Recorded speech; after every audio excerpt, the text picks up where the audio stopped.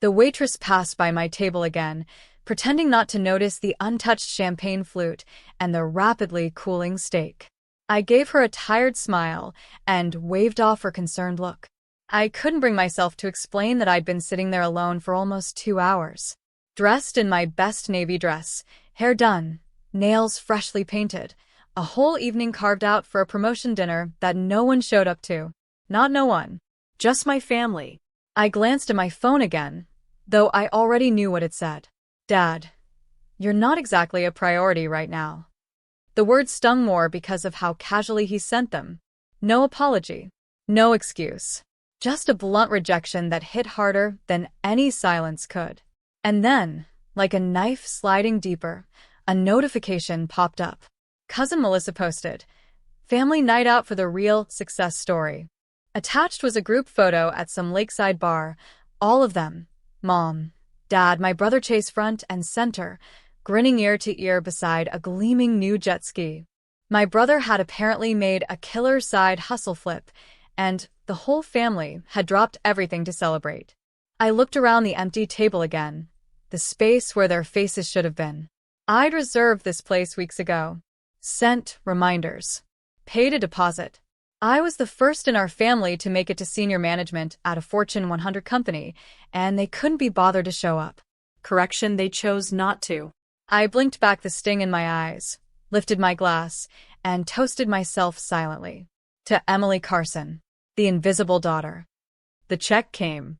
$1,940. I'd prepaid for the prix-fixe menu for 6. I added a tip, smiled at the waitress, and walked out with a quiet grace that took every ounce of restraint I had. When I got home, I didn't cry. I didn't scream. I did what I always do. I handled things. I opened my banking app. Mortgage payment scheduled for the 15th. Cancelled. Automatic grocery transfers for my parents. Deleted. Monthly insurance premium I'd been covering for Chase's Jeep. Gone. I pulled up the spreadsheet I'd been keeping. Every dollar I'd paid on their behalf since 2020. 3 years. Thousands of dollars. Never a thank you. Not once. I printed out the totals. Highlighted the current outstanding mortgage balance. Scribbled 2 words on a yellow sticky note. Let him pay it. It was almost midnight when I pulled up to my parents' house. The jet ski sat proudly in the driveway, wrapped in a bow like some kind of twisted trophy. I walked up to the door and taped the note and spreadsheet right across the glass. No drama. No speech. I got back in my car, exhaled, and for the first time in a long time, I felt something sharp give way inside me. Not pain, but clarity. They didn't just miss my dinner. They missed the last free ride they'd ever get from me. I was always the one they didn't worry about. The good one. The she'll figure it out daughter. I did figure it out. I studied while my brother Chase threw house parties. I got a job while he wrecked a car. I worked my way through college while he bounced between passion projects. And every time he screwed up, they clapped him on the back for learning from it. Every time I succeeded, they acted like it was expected. I remember the day I bought my first car outright. No loan, no cosigner. I drove it straight to my parents' house, beaming. My dad barely looked up from the game. That's nice, Sam. 10 minutes later, Chase rolled in and announced he'd started a dropshipping business. Mom lit up like it was Christmas morning. It didn't matter what I did, not really. Chase just had to exist to be celebrated. I had to bleed effort just to be tolerated. When their finances tanked, medical bills, bad investments, my dad losing his job, I didn't think twice. I offered to help. Quietly, respectfully. They never asked me for the full picture, and I never gave it. I just started paying. First it was the mortgage. Then groceries. Then the car insurance. I told myself it was temporary. Then came the call at 2 a.m. Chase had been pulled over. DUI. My parents were panicked. I wired the retainer to the lawyer before the sun came up. Still, no one ever said thank you. Not once. Instead, I got text chains about how amazing Chase was doing. A group photo when he got his new tattoo. A Facebook post when he fixed up an old motorcycle with parts 1 paid for. I didn't want recognition. I didn't need applause. I just wanted to matter. A birthday card. A seat at the table. A moment where someone saw me not for what I could do, but for who I was. But in that house, love came in two forms: Chase's chaos and my checkbook. And if you weren't performing either, you were invisible. Turns out, in that house, money mattered more than I ever did. When I got the promotion, I thought maybe, just maybe, this would be the moment they'd see me. I didn't expect balloons or a banner. But a smile? A warm hug? We're proud of you? Instead, my brother laughed. So, what? You get to boss people around now. My mom smirked. Just don't get cocky, sweetie. Dad didn't say much. Just nodded and asked if I'd remembered to transfer the mortgage by the 15th. That was it. The next week, I overheard something I wasn't meant to hear. I had stopped by my parents' place to drop off a grocery haul. The fridge was nearly empty. I was in the hallway when I heard my mother on the phone with my aunt. "We're just trying to keep her grounded," she said.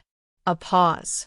Then, "No, she's not really supporting us. She just helps out sometimes." I froze. Helps out? I'd been covering their house payments, their food, their car insurance, Chase's lawyer, even paid off the credit card debt they swore they didn't know how they accumulated. And yet, they'd reduced me to a side character in my own story. It clicked then: success wasn't something they wanted for me. It was something they resented, because it meant I was no longer under them, no longer proving my worth with every swipe of a card. I had outgrown the narrative they built for me, the dependable one who always says yes, always shows up, always sacrifices. To them, that version of me was useful. This one? The woman who sat in a boardroom, who made strategic calls, who signed contracts.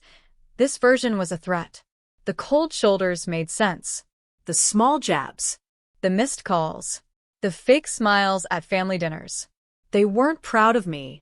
They were afraid I'd start asking for something in return. So instead, they twisted the truth. Told the family I was doing fine but didn't help much. That I was too busy for them. That Chase had stepped up lately. That they were holding things down. They rewrote the script, turned my loyalty into an optional favor, my sacrifices into a footnote. Because admitting the truth would mean acknowledging what they'd taken from me. And acknowledging it might mean I'd stop. I looked around their living room. The couch I helped them buy, the TV I set up, the roof I'd kept over their heads. They didn't see me as family. They saw me as financing. I didn't scream. I didn't send a dramatic group text. I didn't even confront them. Instead, I opened my laptop and got to work. First, the documentation. Every payment I'd made, every bank transfer, mortgage receipt, grocery Venmo, lawyer's fee. I pulled them one by one, labeled them, color-coded them. No more blurry lines or forgotten favors. I wasn't just the dependable daughter. I had become their accountant, and now I was closing the books. Then I booked a meeting with a lawyer. I didn't need revenge. I needed protection. I asked all the questions. Was I tied to their home? Could they default in my name? Were there any legal bindings I should be aware of? He nodded, impressed at my thoroughness. "You've been very generous," he said, skimming the stack of receipts. "That's one word for it," I replied. He helped me draft a termination of support letter. Just in case. Nothing flashy, nothing confrontational. Just the paperwork version of turning off the faucet. I informed the bank that the automatic transfers were ending immediately. I removed my name from the recurring payments. Unlinked their bills from my account. Set up fraud alerts just in case someone got creative. Then I printed a final mortgage statement, circled the remaining balance, and tucked it into an envelope. On the front, I wrote 3 simple words in clean, even handwriting. "Try your luck." I slid it under their front door the next morning. I stood on the porch for a moment after, half expecting someone to swing it open, to catch me, to demand an explanation. But the house was still, quiet. It felt strange, peaceful, even. There was no scene, no confrontation. Just the soft click of my heels on their driveway as I walked away for the last time. No announcement. No fireworks. Just a decision. A clean break. Because the truth is, you don't need to blow up a bridge that was never solid to begin with. You just stop crossing it. You don't announce your exit. You just stop showing up to play their game.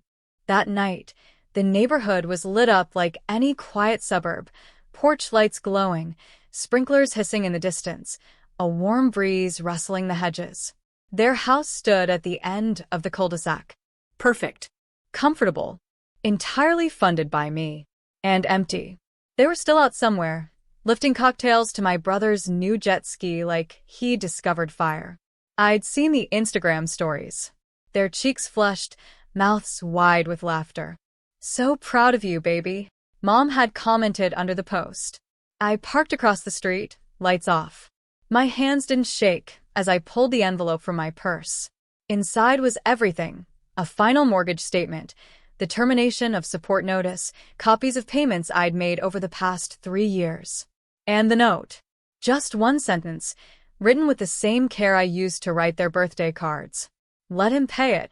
I walked across the lawn I'd kept green with my money and slipped the envelope into their mailbox. No key. No knock. No drama. Just the quiet arrival of accountability. Then I left.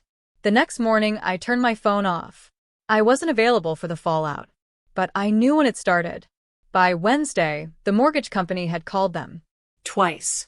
By Friday, they'd received a certified letter. Past due, late fees added. By Saturday, I turned my phone back on long enough to check my voicemail. My dad's voice, once so quick to dismiss, now cracked with panic. "Emily, it's your father. We got something from the bank. Did you cancel the payments? Just call me back.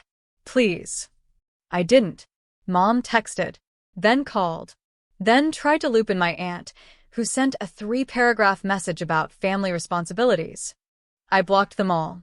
The silence that followed wasn't empty. It was full of realization. They had never heard it before, not from me. I was the one who picked up, who sent the money, who said yes even when I wanted to scream. But this time, I gave them nothing. No reaction. No reply. Just reality, delivered in an envelope. They wanted to make me feel small by excluding me. They forgot who held the foundation together. And now they felt the floor shift beneath them.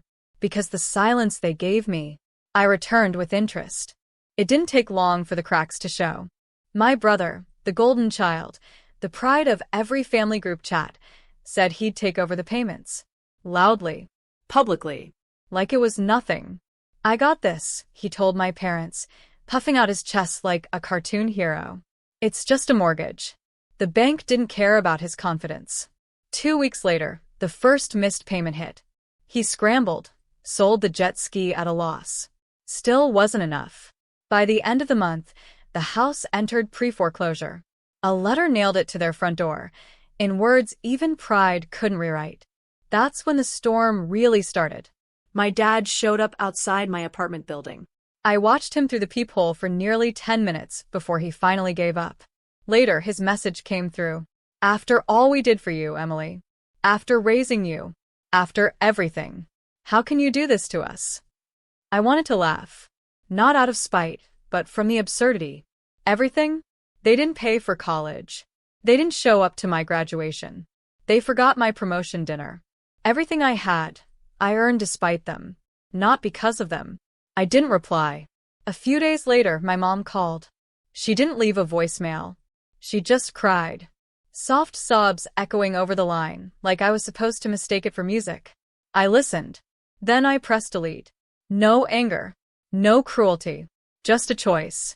One they'd made 100 times, when they skipped my wins, dismissed my worth, prioritized my brother's wants over my needs. They taught me how to detach. I just finally learned the lesson. Now they were the ones calling, begging, hoping.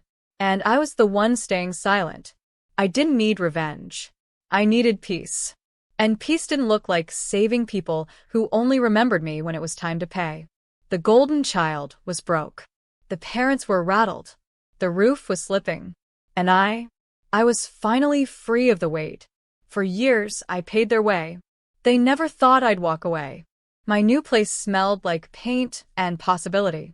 It wasn't huge, just a bright, modern 2-bedroom condo downtown, but it was mine. Paid in full. No roommates, no parents, no strings. No one else's name on the door. No one calling when they needed help with bills.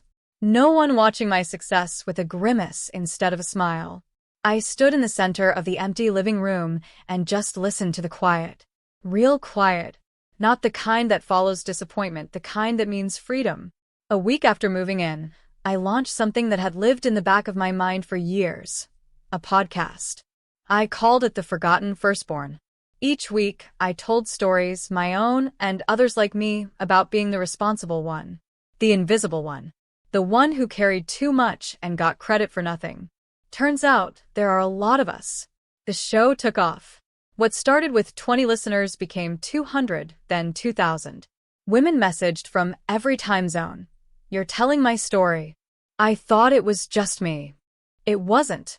We were out here, building lives while dragging emotional anchors. I just happened to cut mine loose. When I wasn't recording, I mentored a small group of high school girls in financial literacy and boundary setting. I showed them how to read contracts, spot manipulation, and trust the word no as a full sentence. It was healing. For them and for me. As for my family, we went low contact. I didn't block them. I just stopped replying. Birthdays passed. Holidays came and went. No more surprise payments, no more bailouts. They were no longer my responsibility. I checked the county records once, out of curiosity. The house had been sold at auction.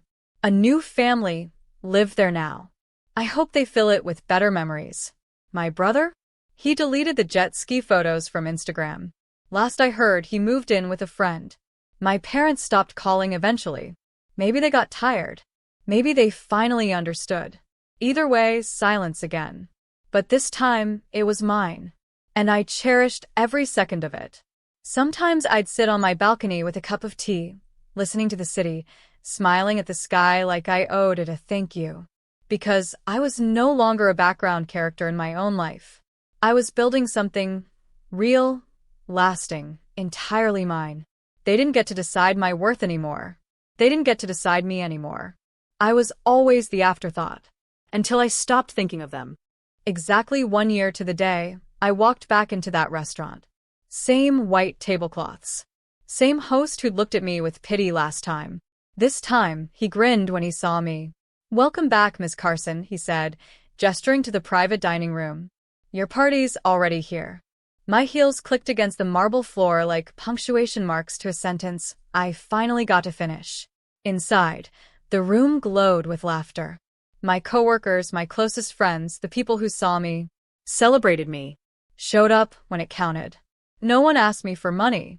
No one pretended I didn't matter.